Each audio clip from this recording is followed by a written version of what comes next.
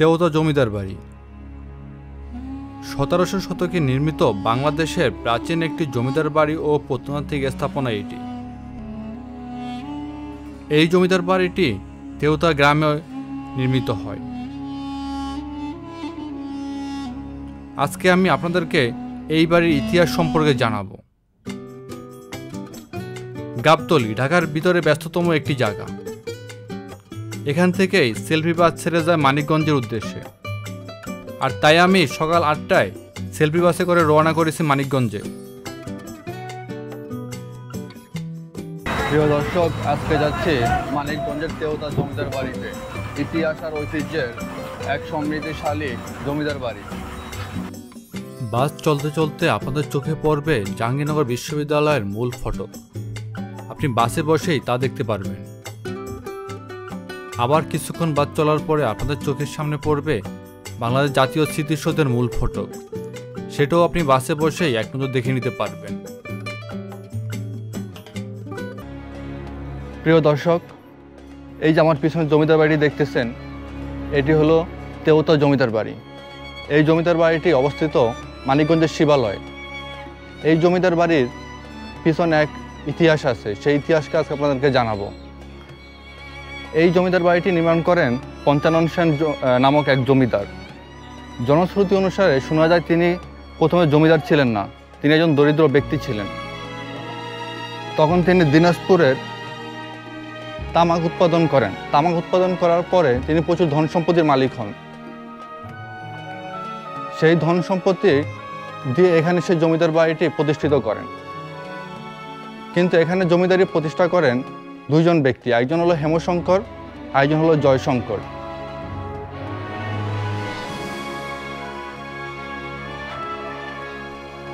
এই জমিদার বাড়িগুলো তৈরি করা হয় অনেক শক্তভাবে। এগুলার পিছনে তৈরির ইতিহাস, যেমন চুন, সুরকি, ইট এবং কিছু কিছু বালি মিক্স করা হয়। আপনাদেরকে যদি একটু দেখাই, এই জমিদার বাড়িগুলোর ছাদগুলো তৈরি করা হয় স্টিলের পাত ব্যবহার করে, যা খুবই শক্তিশালী ও মজবুত। দর্শক, একটাবার চিন্তা করুন, আজ থেকে 300 বছর আগে জমিদার বাড়িগুলো নির্মাণ করা হয়। তার স্ট্রাকচার এখনও অনেক সুন্দর, যদিও আজ এগুলো লুটপাট হওয়ার কারণে এর দরজা, জানালা, বিভিন্ন আসবাবপত্র মানুষ নিয়ে যায়।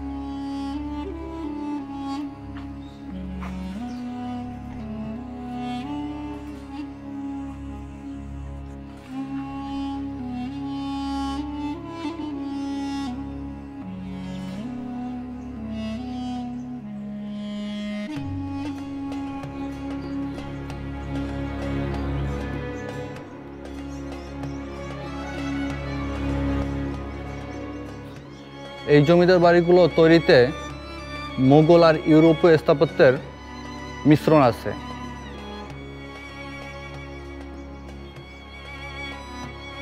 তখনকার এই বিশাল বিশাল পিলারের মাধ্যমে এই জমিদার বাড়িটি নির্মাণ করা হয়।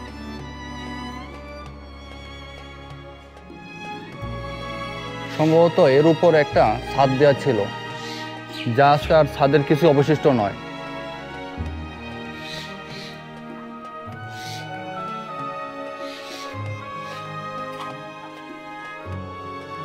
আপনি এর নির্মাণ কাঠামো দেখলে সত্যি অবাক হবেন যে এত সুন্দর করে নির্মাণ কাঠামো তৈরি করা ছিল।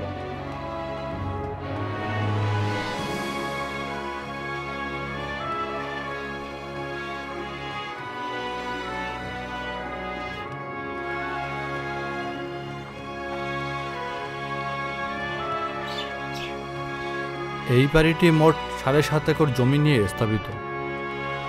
মূল প্রাসাদের চারপাশে রয়েছে আরও বিভিন্ন রকমের স্থাপনা ও একটি বড় পুকুর। প্রাসাদের মূল ভবনটি লাল দিঘি ভবন নামে পরিচিত।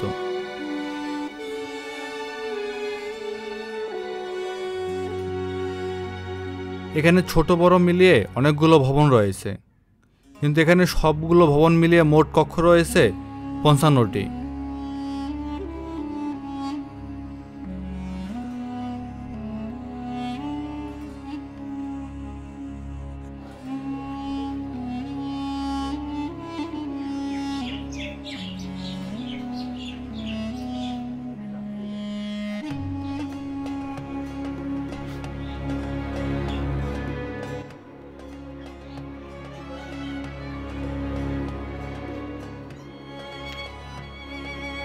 এই জমিদার বাড়িগুলোর জমিদারি শেষ হওয়ার সাথে সাথে এর সৌন্দর্য আর রূপলাবণ্য যেন আস্তে আস্তে খসে পড়েছে।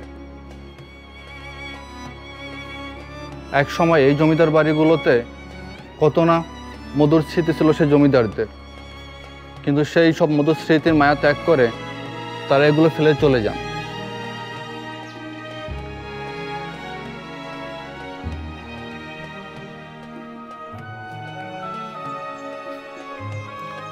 এই জমিদার বাড়ির উপর ওঠার রাস্তাগুলো আজ খসে খসে পড়ে যাচ্ছে, যার সিঁড়িগুলো আর কিছু অবশিষ্ট নয়।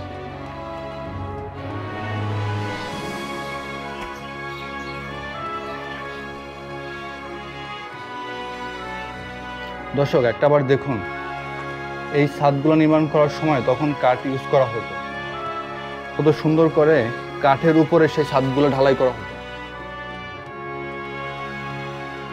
তখনকার নির্মাণ কাঠামো সত্যি অনেক সুন্দর ছিল এবং মজবুত ও টেকসই ছিল।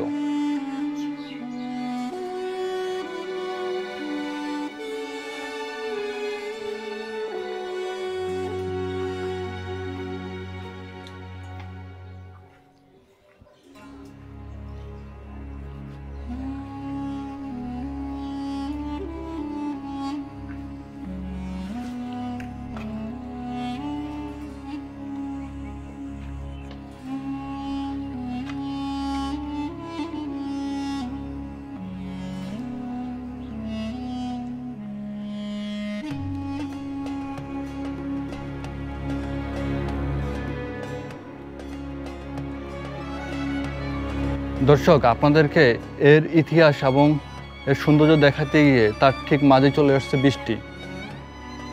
এই বৃষ্টির ভিতরে এই জমিদার বাড়ির যেন আর জমিদারির যে ঐতিহ্য তার যেন সৌন্দর্য আরও বহুগুণে বৃদ্ধি হয়ে গেছে। একবার দেখুন এই বৃষ্টির মধ্যে কত সুন্দর দেখাচ্ছে এই জমিদার বাড়িটি। আজ যদি এর সেই রূপ থাকতো তাহলে দেখতে কতটা সুন্দর হতো।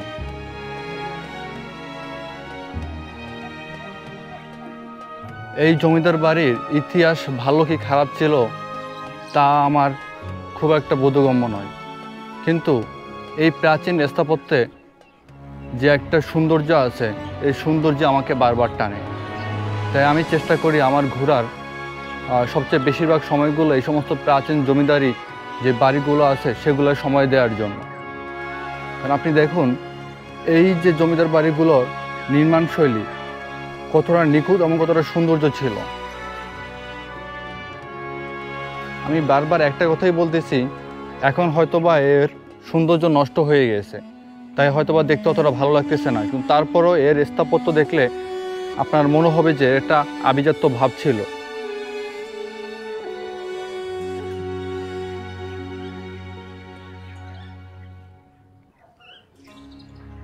এই জমিদার বাড়িগুলো জমিদাররা যখন তৈরি করেছিলেন তখন খুব যত্ন সহকারে এবং খুব তার মনের মাধুরী মিশে তারা তৈরি করেছিলেন। এটা তার ছাপ এখানে রয়ে গেছে। আপনি এখানে দেখলেই বুঝতে পারবেন যে আসলে তারা কত সুন্দর নিখুঁত পরিকল্পনা করে এই জমিদার বাড়িগুলো তৈরি করেছিলেন।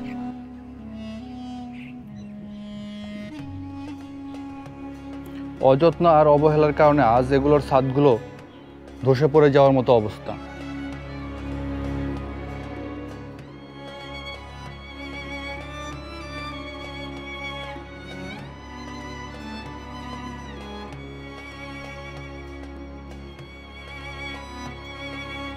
উনিশশো 57 সাল থেকে এই বিস্তৃত জমিদারি বর্তমানে অযত্নে আর পরিত্যক্ত অবস্থায় টিকে আছে, যদিও প্রায় অংশই দখলদারদের হাতে চলে গেছে। নির্মাণশৈলীর এবং কৌশলগত দিক থেকে তেওতা জমিদারদের অপূর্ব ভবনটিতে মুঘল ও ইউরোপীয় স্থাপত্যের এক চমৎকার মিশ্রণ প্রতিফলিত হয়।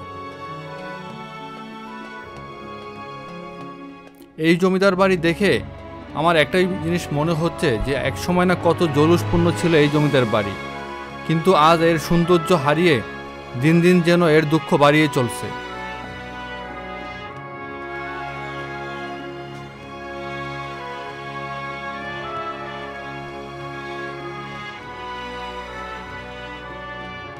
আজ এগুলো অযত্ন আর অবহেলার কারণে এগুলোর কি বেহাল দশা দেখুন। যদি এগুলো আসলে যত্ন করে রাখা যায়, তো বাংলাদেশে এই সমস্ত জমিদার বাড়িগুলোর যদি সৌন্দর্য ফিরে আনা যেত, তাহলে যেমন দর্শনার্থীরা এসে দেখে খুব ভালো লাগতো এবং একটা মানুষের ভ্রমণের জন্য সুন্দর পরিবেশ পাওয়া যেত।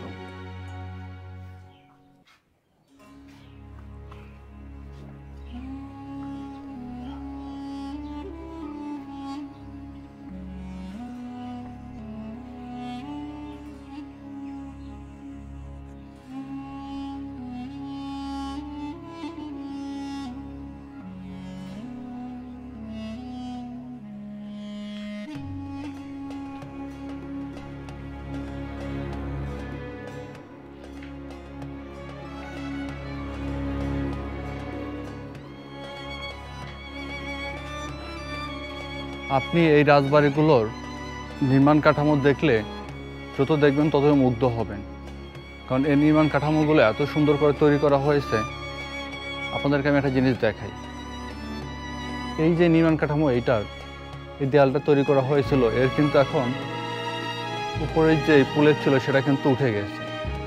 তারপরও এর টেকসই এবং মজবুত কতটা তা আপনারা দেখতে পাচ্ছেন যে এখন পর্যন্ত ইটগুলো এখান থেকে খসে পড়ে যায়নি।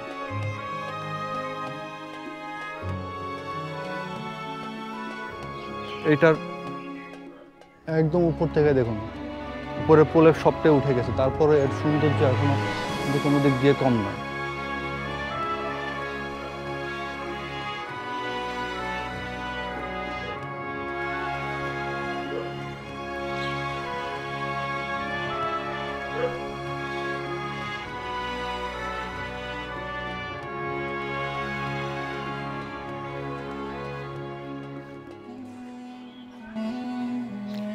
তেওতা জমিদার বাড়ির ঠিক সামনেই রয়েছে এই মন্দিরটি।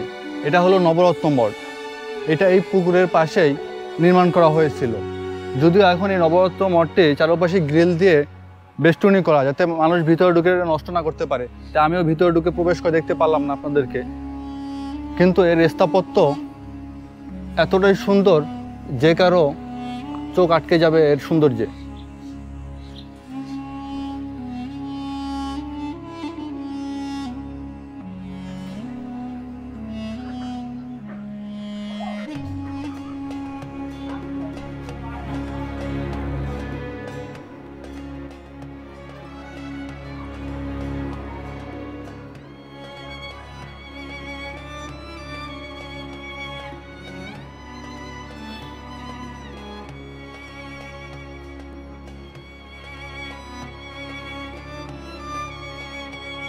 দর্শক, আমি এখানে এক আঙ্কেলের কাছ থেকে জানতে পারলাম এটা নাকি তখনকার যারা অপরাধ করতো, অপরাধীদের সাজা দেওয়ার জন্য এই ঘরগুলো ব্যবহার করা হতো। এই যে অনেকটা জেলের মতো করে এখানে তাদেরকে সাজা দেওয়ার জন্য রাখা হতো। এইটার স্থাপত্য এতটা সুন্দর, আপনাকে আমি একটু ঘুরে ঘুরে দেখাই।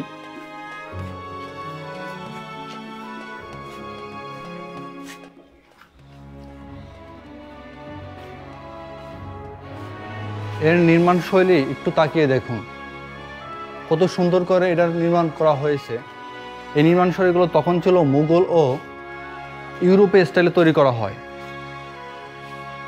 যদিও পরবর্তীতে সংস্কার করার পরে এর সৌন্দর্য আরও বহুগুণে ফুটে উঠেছে। যদি এইটার মতো করেই এর পাশের ভবনগুলো সংস্কার করা হতো, তাহলে তাদের সৌন্দর্য আরও এরকম ফুটে উঠত। আর বন্ধুরা, একটা জিনিস একটু দেখাই, এটার ভিতরেই একটা মন্দির, যদি এখন খোলা না থাকার কারণে আমরা দেখতে পাচ্ছি না, তারপর আপনাদেরকে চেষ্টা করতেছি যতটুকু পারা যায় দেখানোর।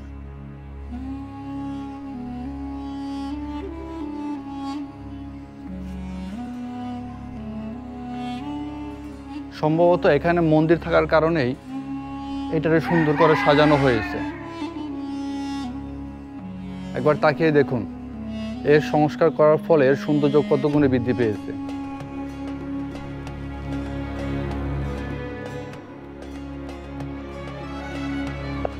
প্রিয় দর্শক, আমাদের জাতীয় কবি কাজী নজরুল ইসলাম, তারও এই বাড়িতে স্মৃতিচিহ্ন আছে। তিনি যখন এই বাড়িতে আসেন তখন তিনি প্রমীলা দেবীর প্রেমে পড়ে এবং এই বাড়ির সৌন্দর্যে প্রেমে পড়ে তিনি এখানে একটা কবিতা লিখেছিলেন যে, তুমি সুন্দর তাই চেয়ে থাকি প্রিয়, সে কি মোর অপরাধ। আসলে বন্ধুরা, এই বাড়ির সৌন্দর্য এতটাই সুন্দর যেখানে আসলে প্রেমে পড়ে যাওয়ার মতো।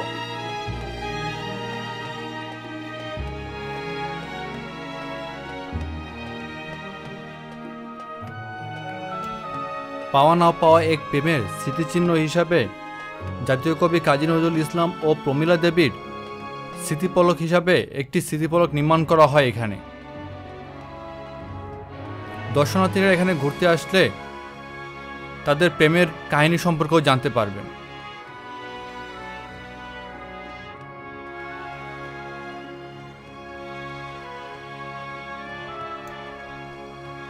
দর্শক, আপনারা যদি পরিবার পরিজন নিয়ে ঢাকার আশেপাশে কোথাও ঘুরতে যেতে চান তাহলে আপনাদের জন্য উত্তম প্লেস হতে পারে তেওতা জমিদার বাড়ি। এটি মানিকগঞ্জে হওয়ার কারণে খুব সহজেই আপনারা সকালে যেয়ে আবার সারাদিন ঘুরে বিকালে চলে আসতে পারবেন ঢাকার ভিতরে।